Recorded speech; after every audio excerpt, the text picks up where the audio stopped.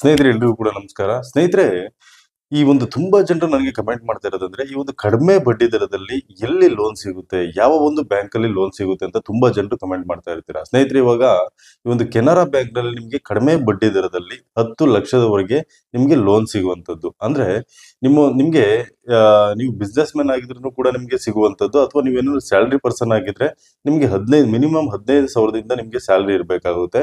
ಅಂತವ್ರಿಗೆ ಈ ಒಂದು ಲೋನು ಸಿಗುವಂತದ್ದು. ಅದ್ರ ಬಗ್ಗೆ ನಾನು ಕಂಪ್ಲೀಟ್ ಡೀಟೇಲ್ಸ್ ನ ಹೇಳ್ತಾ ಹೋಗ್ತೀನಿ ಸ್ನೇಹಿತರೆ. ದಯವಿಟ್ಟು ಕೂಡ ವಿಡಿಯೋನ ಕೊನೆ ತನಕ ನೋಡಿ ಅಂತ ನಾನು ಹೇಳಲಿಕ್ಕೆ ಇಷ್ಟಪಡ್ತೀನಿ. ಮೊದಲನೇದಾಗಿ ಇದೊಂದು ಅನ್ಸೆಕ್ಯೂರ್ಡ್ ಲೋನ್ ಆಗಿರೋದ್ರಿಂದ ನಿಮ್ಗೆ ಯಾವುದೇ ರೀತಿಯಾದ ಒಂದು ಆಸ್ತಿ, ಒಡವೆ ಅಥವಾ ಯಾವುದೇ ಒಂದು ಗ್ಯಾರಂಟಿ ಅಗತ್ಯ ಇರೋದಿಲ್ಲ ಸ್ನೇಹಿತರೆ. ಈ ಒಂದು ಲೋನ್ ನ ಒಂದು ವಿಶೇಷತೆ ಏನು ಅಂತ ನೋಡೋದಾದ್ರೆ, ಮೊದಲನೇದಾಗಿ ಈ ಒಂದು 2025ರಲ್ಲಿ ಈ ಒಂದು 10% ಇಂದ 16% ವರೆಗೆ ಈ ಒಂದು ಬಡ್ಡಿ ದರ ಇರುವಂತದ್ದು. ನಿಮ್ಮ ಒಂದು ಸಿಬಿಲ್ ಸ್ಕೋರ್ ಪ್ರಕಾರವಾಗಿ ಈ ಒಂದು ಬಡ್ಡಿ ದರ ಅಲ್ಲಿ ಅನ್ವಯವಾಗುತ್ತೆ. ಅದೇ ರೀತಿಯಾಗಿ ಸ್ನೇಹಿತರೆ, ನೆಕ್ಸ್ಟ್ ಹೊಂದಿಕೊಳ್ಳುವಂತ ಮರುಪಾವತಿ ಅಂದ್ರೆ ನಿಮ್ಗೆ 7 ವರ್ಷದವರೆಗೆ ಈ ಒಂದು ಕಾಲಾವಕಾಶನ ಕೊಡ್ತಾರೆ. ಒಂದು ಮರುಪಾವತಿನ ಮಾಡೋದಕ್ಕೆ, EMI ಗಳನ್ನ ಕಟ್ಟೋದಕ್ಕೆ ನಿಮ್ಗೆ 7 ವರ್ಷದವರೆಗೆ ಒಂದು ಕಾಲಾವಕಾಶ ಇರುವಂತದ್ದು. ನಂತರ ಸರಳ ಪ್ರಕ್ರಿಯೆ ಅಂತಂದ್ರೆ, ನಿಮ್ಗೆ ಈ ಒಂದು ಆನ್ಲೈನ್ ಅಲ್ಲಿ ಕೂಡ ಈ ಒಂದು ಅಪ್ಲೈನ ಮಾಡಬಹುದು, ಅಥವಾ ಆಫ್ಲೈನ್ ಅಲ್ಲಿ ಕೂಡ ಈ ಒಂದು ಲೋನ್ಗೆ ನೀವು ಅಪ್ಲೈನ ಮಾಡಬಹುದು. ಆಫ್ಲೈನ್ ಅಲ್ಲಿ ಮಾಡೋದಾದ್ರೆ ನೀವು ಬ್ಯಾಂಕ್ಗೆ ವಿಸಿಟ್ ಮಾಡಬೇಕಾಗುತ್ತೆ. ಬ್ಯಾಂಕ್ಗೆ ಹೋದ ನಂತರದಲ್ಲಿ ಅಲ್ಲಿ ಸರಿಯಾದ ರೀತಿಯಲ್ಲಿ ನೀವು ದಾಖಲಾತಿಗಳೆಲ್ಲ ಒದಗಿಸಿ ಕೊಟ್ರೆ ನಿಮ್ಗೆ ಲೋನು ಸ್ಯಾಂಕ್ಷನ್ ಆಗುತ್ತೆ. ಅಥವಾ ನೀವೇನಾದ್ರೂ ಕೂಡ ಈ ಒಂದು ಆನ್ಲೈನ್ ಅಲ್ಲಿ ಅಪ್ಲೈ ಮಾಡ್ತೀನಿ ಅನ್ನೋದಾದ್ರೆ, ಈ ಒಂದು ಕೆನರಾ ಒಂದು ಆಪ್ ಏನಿದೆಯಲ್ವಾ, ಈ ಕೆನರಾ A1 ಅನ್ನೋ ಒಂದು ಆಪ್ ಏನಿದೆ, ಅದರಲ್ಲಿ ನೀವು ಅಪ್ಲೈನ ಮಾಡಬೇಕಾಗುತ್ತೆ. ಅದರಲ್ಲಿ ಕಂಪ್ಲೀಟ್ ಆಗಿ ನಿಮ್ಮ ಒಂದು ದಾಖಲಾತಿಗಳನ್ನ ಸಬ್ಮಿಟ್ ಮಾಡಿದ್ರೆ ನಿಮ್ಗೆ ಅಲ್ಲೇ ಕೂಡ ಈ ಒಂದು ಲೋನ್ ಪ್ರೊಸೆಸಿಂಗ್ ಆಗುವಂತದ್ದು. ಅದೇ ರೀತಿಯಾಗಿ ಒಂದು ಲೋನ್ ಪಡ್ಕೊಳ್ಳುವಂತ ಸಂದರ್ಭಗಳಲ್ಲಿ ಯಾವುದೇ ರೀತಿಯಾದ ಪ್ರೀ ಪೇಮೆಂಟ್ ಇರೋದಿಲ್ಲ. ಅಂದ್ರೆ ನಿಮ್ಗೆ ಕೆಲವೊಂದು ಬ್ಯಾಂಕ್ ಅಲ್ಲಿ ನೀವು ನೋಡಿರ್ಬೋದು, ಅಥವಾ ಕೆಲವೊಂದು ಫೈನಾನ್ಸ್ ಗಳಲ್ಲಿ ನೋಡಿರ್ಬೋದು, ನಿಮ್ಗೆ ಈ ಒಂದು ಆ ಒಂದು ಲೋನ್ ನ ಪಡ್ಕೊಳ್ಳುವಂತ ಸಂದರ್ಭಗಳಲ್ಲಿ ಪ್ರೀ ಪೇಮೆಂಟ್ ಅಂತ ನೀವು ಕೊಡ್ಬೇಕಾಗುತ್ತೆ. 5,000 10,000 ಈ ರೀತಿಯಾಗಿ ತಗೊಳ್ತಾರೆ.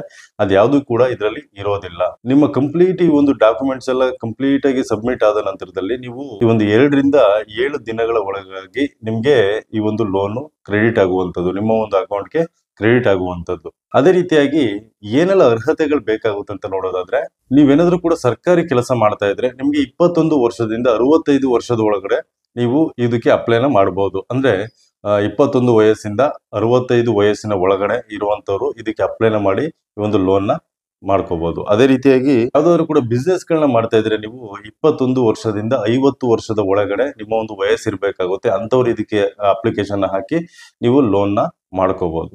ನೀವೇನಾದ್ರೂ ಕೂಡ ಸಂಬಳಗಾರರಾಗಿದ್ರೆ, ಅಂದ್ರೆ ನೀವು ಪ್ರತಿ ತಿಂಗಳು ಕೂಡ ಸಂಬಳ ತಗೊಳ್ತಾ ಇದ್ದೀರಾ ಅಂದ್ರೆ ಮಿನಿಮಮ್ ನಿಮ್ಗೆ 15,000 ಸಂಬಳ ಇರಬೇಕಾಗುತ್ತೆ. ಅಥವಾ ನೀವೇನಾದ್ರೂ ಕೂಡ ಬಿಸ್ನೆಸ್ ಮ್ಯಾನ್ ಆಗಿದ್ರೆ, ನೀವು ಬಿಸ್ನೆಸ್ ಮಾಡ್ತಾ ಇದ್ರೆ, ನೀವು ಏನ್ ಬಿಸ್ನೆಸ್ ನ ಮಾಡ್ತಾ ಇದ್ರೆ ಅದರ ಒಂದು 2 ವರ್ಷದ ಹಿಸ್ಟ್ರಿ ಬೇಕಾಗುತ್ತೆ. 2 ವರ್ಷದ ಹಿಸ್ಟ್ರಿ ಇರಬೇಕಾಗುತ್ತೆ. ಅಥವಾ ನೀವು ಕೆಲಸ ಮಾಡ್ತಾ ಇದ್ರೆ ಮಿನಿಮಮ್ 15,000 ಸ್ಯಾಲರಿ ಇರಬೇಕಾಗುತ್ತೆ ನಿಮ್ಗೆ. ಅದೇ ರೀತಿಯಾಗಿ ಒಂದು ಸಿಬಿಲ್ ಸ್ಕೋರ್ ಅಂತಂದ್ರೆ ಬಹಳ ಇಂಪಾರ್ಟೆಂಟ್ ಇದಕ್ಕೆ. ಯಾಕಂತಂದ್ರೆ ನಿಮ್ಗೆ ಒಂದು ಸಿಬಿಲ್ ಸ್ಕೋರ್ ಇದ್ರೆ ಮಾತ್ರ ಎಲ್ಲದರಲ್ಲೂ ಕೂಡ ಲೋನ್ ಗಳು ಸಿಗುವಂತದ್ದು. ಇದ್ರಲ್ಲೂ ಕೂಡ ಸಿಬಿಲ್ ಸ್ಕೋರ್ ಬೇಕಾಗುತ್ತೆ. ನಿಮ್ಮ ಒಂದು ಸಿಬಿಲ್ ಸ್ಕೋರು 700 ಇರ್ಬೇಕಾಗುತ್ತೆ. 700 ತನಕ ನಿಮ್ಮ ಒಂದು ಸಿಬಿಲ್ ಸ್ಕೋರು ಇರ್ಬೇಕಾಗುತ್ತೆ. ಅಂತವ್ರು ಇದಕ್ಕೆ ಅರ್ಜಿನ ಹಾಕ್ಬಹುದು.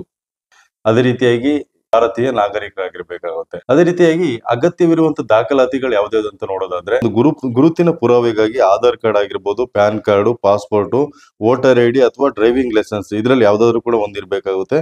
ನಂತರ ವಿಳಾಸದ ಪುರಾವೆಗೆ ಅಂದ್ರೆ ಅಡ್ರೆಸ್ ಪ್ರೂಫಿಗೋಸ್ಕರ ಆಧಾರ್ ಕಾರ್ಡ್, ಯುಟಿಲಿಟಿ ಬಿಲ್ ಅಂತಂದ್ರೆ ನಿಮ್ಮ ಒಂದು ಕರೆಂಟ್ ಬಿಲ್ ಆಗಿರ್ಬೋದು, ವಾಟರ್ ಬಿಲ್ ಆಗಿರ್ಬೋದು, ಅಥವಾ ಗ್ಯಾಸ್ ಬಿಲ್ ಆಗಿರ್ಬೋದು, ಇದರಲ್ಲಿ ಯಾವ್ದಿದ್ರು ಕೂಡ ಆಗ್ಬಿಡುತ್ತೆ.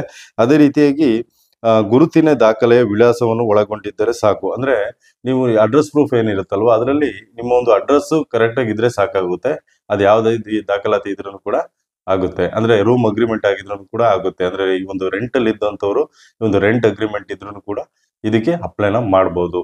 ಈ ಒಂದು ಆದಾಯದ ಪುರಾವೆ ನೋಡೋದಾದ್ರೆ, ಮೊದಲನೇದಾಗಿ ಕೊನೆಯ 3 ತಿಂಗಳ ಸಂಬಳ ಸ್ಲಿಪ್ಗಳು ಅಂದ್ರೆ ಸ್ಯಾಲರಿ ಸ್ಲಿಪ್ ಬೇಕಾಗುತ್ತೆ. 3 ತಿಂಗಳ ಒಂದು ಸ್ಯಾಲರಿ ಸ್ಲಿಪ್ ಬೇಕಾಗುತ್ತೆ. ನಂತರ 6 ತಿಂಗಳ ಒಂದು ಬ್ಯಾಂಕ್ ಸ್ಟೇಟ್ಮೆಂಟ್ ಬೇಕಾಗುತ್ತೆ. ಈ ಒಂದು ಉದ್ಯೋಗದ ಪುರಾವೆಗೋಸ್ಕರ ಉದ್ಯೋಗದ ಪತ್ರ ಅಥವಾ ಈ ಒಂದು ಎಕ್ಸ್ಪೀರಿಯನ್ಸ್ ಲೆಟರ್ ಏನಂತ ಹೇಳ್ತೀವಿ, ಅದು ಕೂಡ ಬೇಕಾಗುತ್ತೆ. ನಂತರ ಈ ಒಂದು ಸ್ವಯಂ ಉದ್ಯೋಗಗಳಾಗಿದ್ರೆ, ನೀವೇನಾದ್ರೂ ಕೂಡ ಬಿಸ್ನೆಸ್ ಗಳನ್ನ ಮಾಡ್ತಾ ಇದ್ರೆ, ನೀವು ಸ್ವಂತ ಬಿಸ್ನೆಸ್ ಗಳನ್ನ ಮಾಡ್ತಾ ಇದ್ರೆ, ನೀವು GST ರಿಜಿಸ್ಟ್ರೇಷನ್ ಬೇಕಾಗುತ್ತೆ, ಅಥವಾ ವ್ಯಾಪಾರ ಲೈಸೆನ್ಸ್ ಬೇಕಾಗುತ್ತೆ.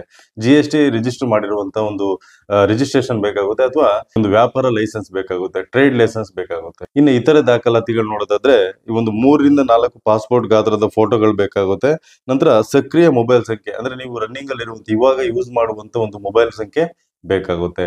ಎಲ್ಲಿ ಅರ್ಜಿ ಹಾಕ್ಬೇಕಾಗುತ್ತೆ ಅಂತ ನೋಡೋದಾದ್ರೆ, ನೀವು canarabank.com ಒಂದು ವೆಬ್ಸೈಟ್ ಏನಿದೆ ಅಲ್ಲಿ ಕೂಡ ನೀವು ಆನ್ಲೈನ್ ಅಲ್ಲಿ ಅರ್ಜಿ ಹಾಕ್ಬೋದು, ಅಥವಾ ಕೆನರಾ ಬ್ಯಾಂಕ್ ನ ಆಪ್ ಯಾರ ಹತ್ರ ಇದೆ ಅವರು ಕೂಡ ಅದರಲ್ಲಿ ಈ ಒಂದು ಅರ್ಜಿಗಳನ್ನ ಹಾಕ್ಬೋದು. ಅದರಲ್ಲೇ ಕೂಡ ನಿಮ್ಗೆ ಲೋನ್ ಪ್ರೊಸೆಸಿಂಗ್ ಆಗುತ್ತೆ.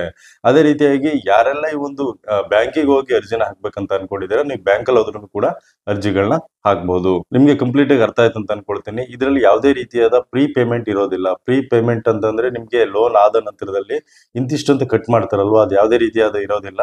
ನೀವು ಏನ್ ಲೋನ್ ಅಮೌಂಟ್ ನಿಮ್ಗೆ ಏನು ಎಲಿಜಿಬಲ್ ಆಗ್ತೀರಾ ಅಷ್ಟು ಅಮೌಂಟ್ ಕೂಡ ನಿಮ್ಮ ಒಂದು ಬ್ಯಾಂಕ್ಗೆ ಕ್ರೆಡಿಟ್ ಆಗುವಂತದ್ದು. ಓಕೆ ಸ್ನೇಹಿತರೆ, ಈ ಒಂದು ವಿಡಿಯೋ ನಿಮ್ಗೆ ಇಷ್ಟ ಆಯ್ತು ಅಂತ ಅನ್ಕೊಳ್ತೀನಿ. ದಯವಿಟ್ಟು ಕೂಡ ಇಷ್ಟ ಆಗಿದ್ರೆ ನಮ್ಮ ಒಂದು ಚಾನಲ್ಗೆ ಸಬ್ಸ್ಕ್ರೈಬ್ ಆಗಿ ಅಂತ ಹೇಳ್ತಾ ಈ ಒಂದು ವಿಡಿಯೋನಲ್ಲಿ ಮುಗಿಸ್ತಾ ಇದ್ದೀನಿ. ಮುಂದಿನ ವಿಡಿಯೋದಲ್ಲಿ ಮತ್ತೆ ಸಿಗ್ತೀನಿ. ಧನ್ಯವಾದ ಸ್ನೇಹಿತರೆ.